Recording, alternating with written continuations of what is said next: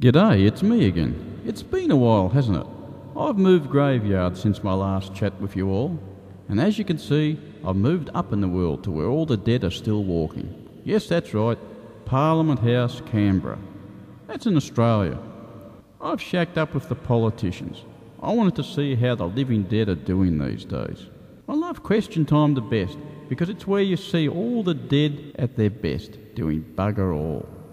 You may think all those politicians are alive, but let me tell you all now, it's just a smokescreen.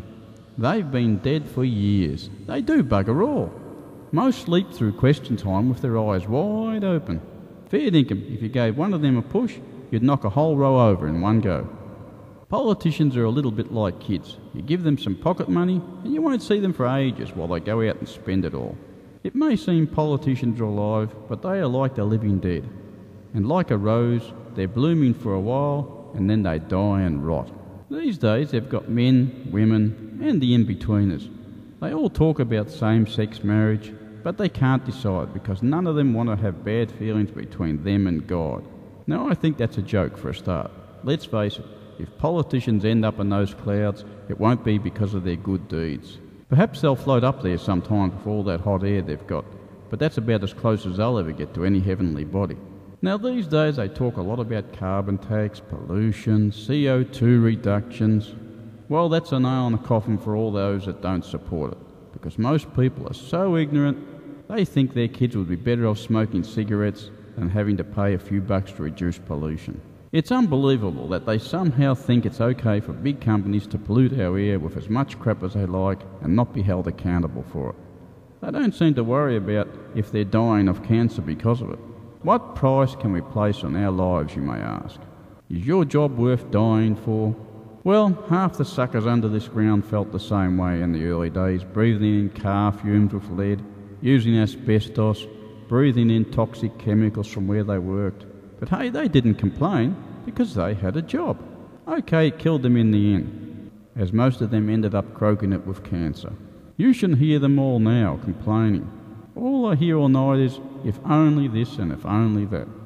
Well, things haven't changed and people are still too stupid to wake up to the fact that pollution isn't good for us.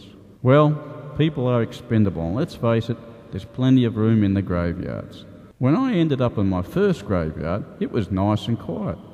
But then all of a sudden these deadbeats got lowered one by one and the peace just disappeared. So in the last few years I've moved from graveyards, like going on holidays. I've become a gypsy, always on the walkabout.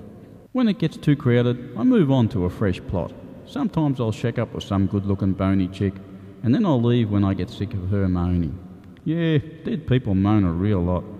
They were never happy with their lives, but then when they're dead, they're the same. Don't let anyone tell you there's peace when you die. Being dead has its advantages too, in that you no longer have to worry about your wife killing you with her cooking. I think I died 1,000 deaths of indigestion. Being alive is like a slow death when you're married to a bad cook. In the end, you hope you'll just choke on a chicken bone to be done with it all. Now I suppose you'd like to know how I died, but I don't want to distress all those kiddies out there and say I was mangled to death by a B-double, so I'll just say I had a happy ending. I'm sure some of you smart adults out there may be able to figure that one out. But hey, I can tell you all now, life starts after death. That's right, I see more action now than ever. No laws down here either. People can bone one another and do all sorts of atrocities after they're dead.